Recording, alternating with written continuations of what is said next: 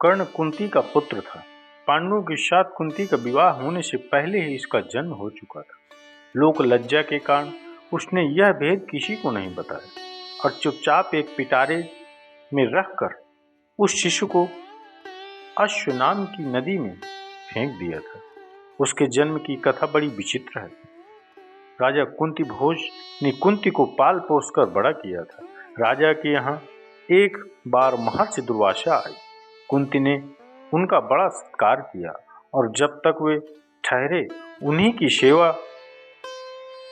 करती रही। उनकी इस श्रद्धा भक्ति से प्रसन्न होकर महर्षि ने उसे वर प्रदान किया कि वह जिस देवता को मंत्र पढ़कर बुलाएगी वह आ जाएगा और उसको संतान भी प्रदान करेगा। कुंती ने नादानी के कारण महर्षि के वरदान की परीक्षा लेने के लिए सूर्य नारायण का आवाहन किया। उसी क्षण सूर्यदेव वहां आ गए। उन्हीं के सहवास के कारण कुंती के गर्भ से कर्ण का जन्म हुआ। यह पिटारी में रखकर इस शिशु को उसने फेंक दिया तो वह पिटारी बहती हुई आगे चल पहुंची। वहां अधिरथ ने कौतूहलवश उसे उठा लिया और खोलकर देखा तो उसमें एक जीवित शिशु देखकर वह आश्चर्य करने लगा। अधिरथ उस शिशु को निरीह अवस्था पर करुणा करके उसे अपने घर ले गया और उसका पालन पोषण करने लगा। उसने उसे अपनी संतान समझा। बालक के शरीर पर कवच और कुंडल देखकर उसको और भी अधिक आश्चर्य हुआ और तभी उसे लगा कि वह बालक कोई होनहार राजकुमार है। उसने उसका नाम वशुसेन रखा। वशु का अर्थ है धन। कवच कुंडल रूपी धन उसके पास था। विधाता ने ही उसको इसे दिया था, इसलिए इसका नाम वशुसेन उचित ही था। वशुसेन जब कुछ बड़ा हुआ तो उसके शस्त्रों का अध्ययन करना आरंभ कर दिया। वह सूर्य का उपासक था। प्रातः काल से लेकर संध्या तक वह सूर्य की उपासना ही किया करता था। दानी भी बहुत बड़ा था।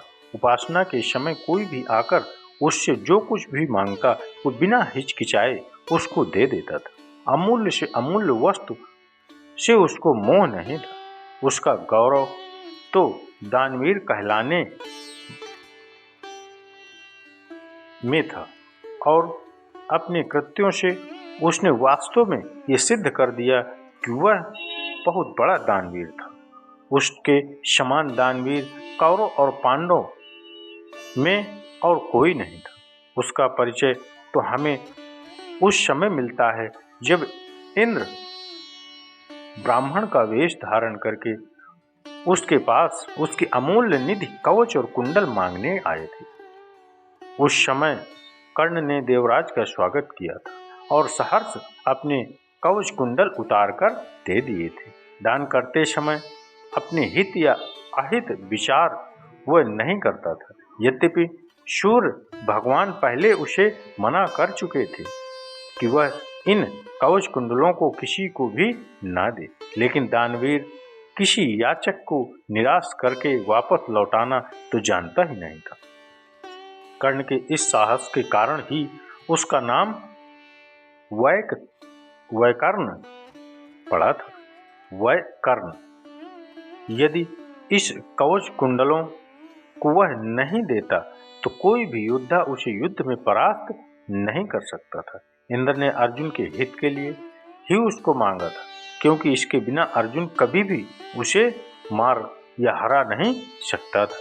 फिर भी उसके इस अद्वितीय गुण से प्रभावित होकर इंद्र ने उसको एक पुरुष घातनी अमोघ शक्ति दी। उस शक्ति के सामने जिस भी सामने योद्धा किसी भी हालत में जीवित बच नहीं सकता था उस शक्ति के कारण, और उसको कर्ण ने अर्जुन के लिए रखा था। लेकिन श्री कृष्ण ने जो चाल चली वह कर्ण की उस शक्ति को घटोत्कच पर चलवाकर अर्जुन के जीवन पर आए इस खतरे को सदा के लिए मिटा दिया। घटोत्कच जो आकाश में विचरण करके कौरवों पर अग्नि की वर्षा कर रहा था और जिसने इस बार तो सारी सेना को पूरी तरह विचलित कर डाला था। शक्ति लगते ही निर्जीव होकर पृथ्वी पर गिर पड़ा। धनुर्विद्या में कर्ण अर्जुन के समान ही कुशल था। एक बार जब महाराज धृतराष्ट्र की आज्ञा से कौरव पांडवों की अस्त्र शिक्षा की परीक्षा के लिए एक समारोह किया गया था, तो अर्जुन ने अपने अस्त्र शिक्षा के कौशल से सबको चकित कर दिया था।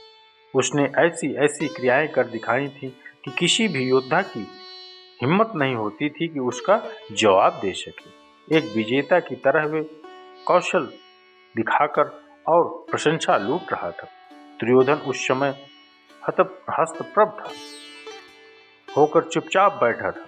अर्जुन का कौशल दिखाना उसके सामर्थ्य के भी बाहर था। उसी समय कर्ण वहां आ पहुंचा और उसने मैदान में आकर अर्जुन को ललकारा। अर्जुन, जिस कौशल के बल पर तू इतना सबको चकित कर रहा है और सभी से प्रशंसा लूट रहा है, उसे मैं भी करके दिखा सकता हूँ। यह कहकर उसने धनुष पर बाण चढ़ाकर वहीं सब कुछ कर दिखाया जो अर्जुन ने किया था। चारों ओर से कर्ण की जय जयकार होने लगी। दुर्योधन का चेहरा अर्जुन के प्रतिद्वंदी को देखकर खिल उठा। उसने उसे हृदय से लगा लिया। उसने उसे अर्जुन के साथ द्वंद्व युद्ध करने के लिए प्रेरित किया। दुर्योधन की बात मानकर उसने अर्जुन को इसके लिए चुनौती दी। अर्जुन द्वंद्व युद्ध के लिए तैयार हो गए।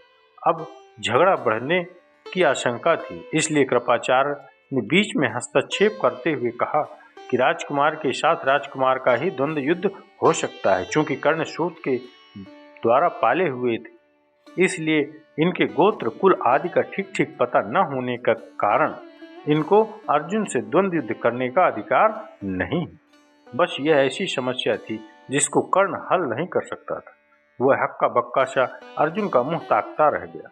दुर्योधन को भी इससे धक्का लगा, क्योंकि कर्ण के द्वारा अर्जुन का मन चूर्ण करने की उसकी ही तो योजना थी। जब कर्ण इस दुविधा में पड़ा हुआ आगे अपने पैर नहीं बढ़ा सका, तो दुर्योधन ने उसे राजाओं की श्रेणी में लाने के लिए अंग देश का राज्य दे दिया। राजा होने के नाते अब वह अर्जुन का या अन्य किसी राजकुमार के साथ युद्ध कर सकता था। वह इसके लिए उतारू भी था, लेकिन संध्या होने के कारण यह वाद विवाद थम गया और सब अपने अपने घर चले गए। बस फिर जीवन में सदा ही कर्ण अर्जुन से के प्रतिद्वंदी के रूप में ही मिला। अर्जुन से ही उसकी विशेष रूप से शत्रुता थी। वह उसकी प्रसिद्धि को सह नहीं सकता था। अनेक स्थलों पर वह अर्जुन के सामने आया, लेकिन अपना कुल गोत्र न बता सकने के कारण उसके सामने से हटना पड़ा। वह सूत पुत्र कहलाता था, क्योंकि सूत ने ही उसको पाला था। इसी कारण द्रौपदी के स्वयंवर में भी घूमती मछली की आंख बेधने की समर्थ रखते हुए भी उसको अवसर नहीं दिया गया। स्वयं द्रौपदी ने ही सूत पुत्र कहकर उसका अपमान किया था और उसकी पत्नी बनने से इनकार कर दिया था। सूत पुत्र को क्षत्रिय कन्या का वर्ण करने का अधिकार नहीं था। ये शब्द शूल की तरह उसके हृदय में चुभ गए थे और वह लहू के घूंट पीकर अपने स्थान पर आ बैठा था। लेकिन द्रौपदी के प्रति उसकी घृणा इतनी बढ़ गई थी कि भरी सभा में दुशासन ने द्रौपदी को नंगा करना चाहा, तो उसने इतना तनिक भी विरोध नहीं किया, कोई विरोध नहीं किया इसका, बल्कि द्रौपदी की हंसी उड़ाने लगी थी कि जब दुर्योधन के भाई विकर्ण ने कौरवों की इस घृणित व्यवहार की निंदा की थी, तो कर्ण ने उससे कहा था, विकर्ण, तुम अपने कुल की हानि करने के लिए पैदा हुए हो। अधर्म अधर्म तुम पुकार रहे हो। द्रौपदी के साथ जो भी व्यवहार किया जा रहा है वह ठीक है। वह दासी है और दासी के ऊपर स्वामी का पूरा अधिकार होता है। यह कहकर उसने द्रौपदी के द्वारा किए अपने अपमान का बदला चुकाया था। उस समय उसका हृदय पत्थर की तरह कठोर हो गया था। जैसे भी बन पड़ा उसने द्रौपदी का अपमान ही किया। उसे 5 पुरुषों की व्यभिचारिणी स्त्री कहा और हर तरह से उसे धिक्कारा। उस समय प्रतिशोध की आग में जलते हुए उसने उचित अनुचित का विचार बिल्कुल नहीं किया, सब छोड़ दिया। द्रौपदी को निर्वस्त्र देखने और दिखाने की उसकी इच्छा थी। इससे स्पष्ट होता है कि कर्ण प्रतिशोध की भावना के आगे सत्य, न्याय और धर्म की भावना को पूरी तरह भूल गया था। यह उसके चरित्र को दुर्बलता है, ये उसके चरित्र की दुर्बलता दर्शाती है। कर्ण स्वभाव से कुटिल भी था। वह दुर्योधन को इसी प्रकार कुचक्र रचने की सलाह दिया करता था जैसे शकुनी देता था। जिस समय जुए में हारकर पांडव वनवास के लिए चले गए और द्वैत वन में वे अपना समय काट रहे थे, उस समय कर्ण और शकुनी की बातों में आकर ही दुर्योधन अपने परिवार के साथ पांडवों को चिढ़ाने के लिए पहुंच गया था। लेकिन यहाँ चित्रसेन नामक गंधर्व ने इनका सामना हो गया। भीषण युद्ध हुआ। गंधर्व राजा ने अपने पराक्रम से सबको परास्त कर दिया और परिवार सहित सभी को उसने बंदी बना लिया। कर्ण तो अपने प्राण लेकर युद्ध स्थल से भाग ही गया था। फिर युधिष्ठिर के कहने और अर्जुन के भी प्रयास करने पर चित्रसेन ने दुर्योधन आदि को मुक्त कर दिया। कर्ण अहंकारी भी बहुत था। उसे अपने पराक्रम पर बड़ा घमंड था और बार बार दुर्योधन को प्रसन्न करने के लिए वह कहा करता था कि वह एक क्षण में ही अर्जुन को मार गिराएगा। इसके लिए भगवान परशुराम द्वारा सिखाए गए अपने अस्त्र कौशल की दुहाई देता था। यहाँ तक कि भीष्म पितामह, गुरु द्रोण आदि के सामने भी वह अपनी शेखी भगाड़ने से बाज नहीं आता था। एक दिन पितामह से न रहा गया। उन्होंने उसे फटकारते हुए कहा, दुर्भिमानी कर्ण, व्यर्थ की बात क्यों करता? खांडव दाह के समय श्री कृष्ण और अर्जुन ने जो वीरता प्रकट की थी उसको याद करके कुछ लज्जित होना चाहिए। क्या तू श्री कृष्ण को साधारण व्यक्ति समझता है जो अपने चक्रव्यूह से तेरी इस अमोघ शक्ति को खंड खंड कर देंगे? व्यर्थ दंभ करना एक सच्चे वीर का गुण नहीं है। पितामह की यह बात सुनकर कर्ण क्रुद्ध हो उठा। उसने झल्लाकर अपने शस्त्र फेंक दिया और कहा, पितामह ने सभी के सामने मुझे लज्जित किया है। अब तो इनकी मृत्यु हो जाने पर ही मैं अपना पराक्रम दिखाऊंगा। इसी दुराग्रह के कारण जब तक भीष्म पितामह जीवित रहकर युद्ध करते रहे, कर्ण ने युद्ध में हाथ नहीं बटाया। जब उसने सुन लिया कि वे धराशायी हो चुके हैं, उस क्षण प्रसन्न होकर वह दुर्योधन के पक्ष में आकर शत्रु से युद्ध करने लगा। गुरुद्रोण के पश्चात कौरव सेना का तीसरा सेनापति वही था। इस वृत्तांत से यही स्पष्ट होता है कि वह अत्यधिक क्रोधी स्वभाव का था, अतः अहंकार में उसकी बुद्धि डूबी रहती थी और इस कारण बुद्धिमानों की बातें भी बुरी लगती हैं। इससे विपरीत अर्जुन धीर बुद्धि और विनयशील था। इस सब के होते हुए भी कर्ण अपनी बात का धनी था। जो कुछ भी वचन वह दे देता था उससे हटता तो वह जानता ही नहीं था, वो हटता नहीं था अपने वचन से। श्री कृष्ण ने उसे यह बता दिया था कि वह कुंती का ज्येष्ठ पुत्र है और साथ में उन्होंने उससे पांडवों की ओर मिल जाने का आग्रह भी किया था। लेकिन सब कुछ सुनकर भी उसने दुर्योधन के साथ विश्वासघात करना उचित नहीं समझा। श्री कृष्ण ने कहा था, कर्ण, भाइयों के विरुद्ध लड़कर उनको मारने की कामना करना पाप है, इसलिए तुम कौरवों का साथ छोड़कर पांडवों का पक्ष ले लो। युधिष्ठिर तुम्हें अपना अग्रज मानकर अपना जीता हुआ साम्राज्य तुम्हें ही देंगे। कृष्ण की यह प्रलोभन भरी बातें सुनकर भी कर्ण अपने वचन पर दृढ़ रहा और कहने लगा, श्री कृष्ण, दुर्योधन के साथ विश्वासघात करना सबसे बड़ा पाप है। यदि मैं उसकी मित्रता को तोड़कर पांडवों की ओर मिल जाऊंगा तो सब यही कहेंगे कि कर्ण अर्जुन से डरकर उसकी ओर मिल गया है। फिर मैं ऐसा क्या करूं?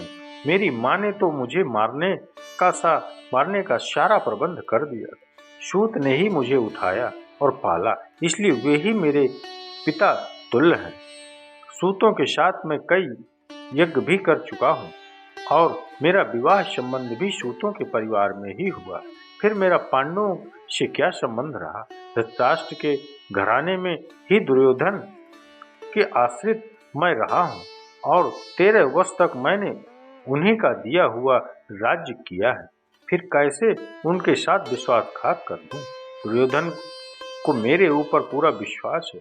मेरे कहने से ही तो उसने इस युद्ध को मोल लिया है और अर्जुन के प्रतिद्वंदी के रूप में दुर्योधन की आशाएं मेरे ऊपर ही तो लगी हुई हैं। इस परिस्थिति में अपने आश्रयदाता को मित्र दुर्योधन को छोड़कर मैं कभी पांडव पक्ष में नहीं मिल सकता। फिर यदि एक बार मैं मिल भी गया तो युधिष्ठिर जो राज्य मुझे देगा उसे अपने वचन के अनुसार मुझे दुर्योधन को देना हो। इससे तो पांडवों का सारा प्रयत्न ही निष्फल चला जाएगा।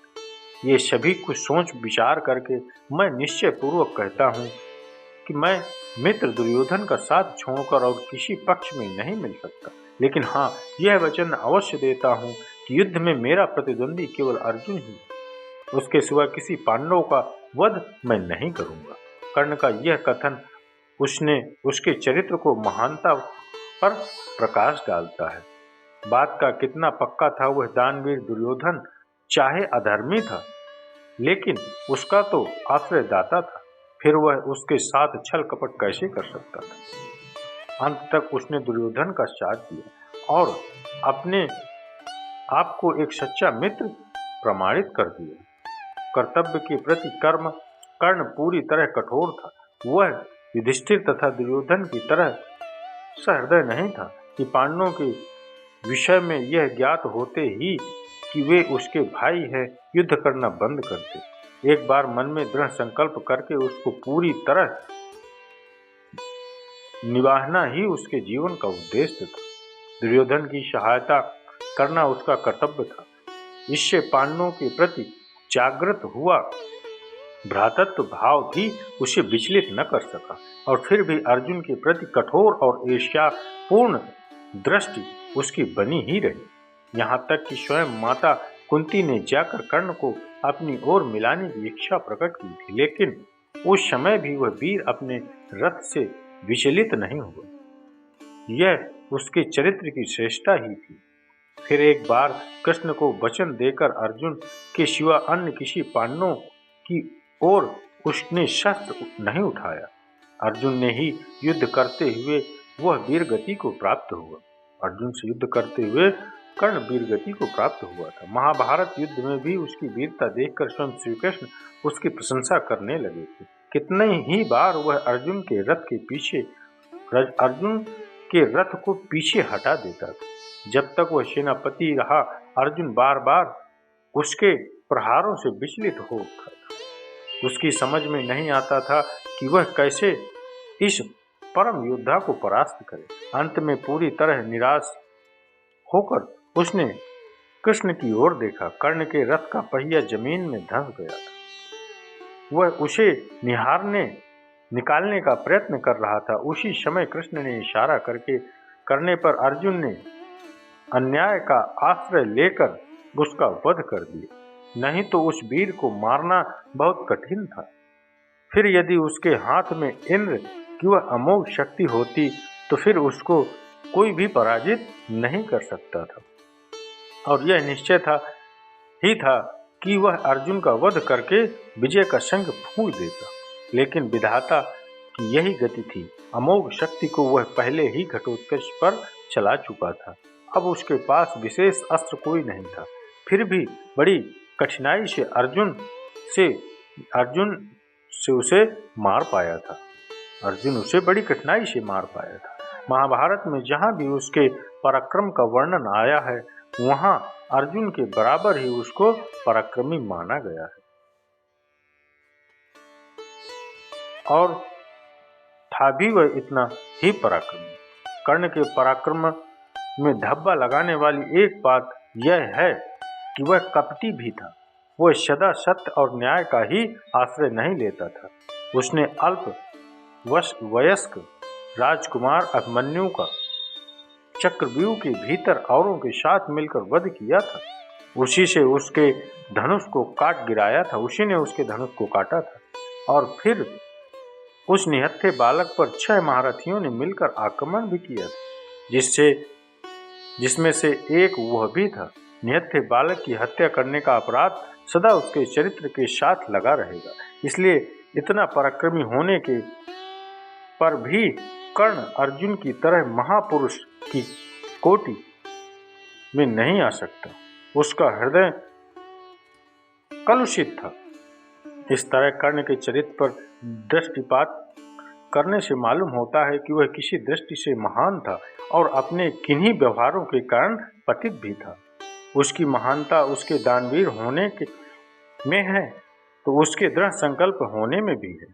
उससे अपने मित्र और आश्रयदाता के विश्वास पात्र होने पर भी है। लेकिन छल और कपटपूर्ण व्यवहार, व्यर्थ का दंभ और क्रोध उसके चरित्र की गरिमा को कम करता है।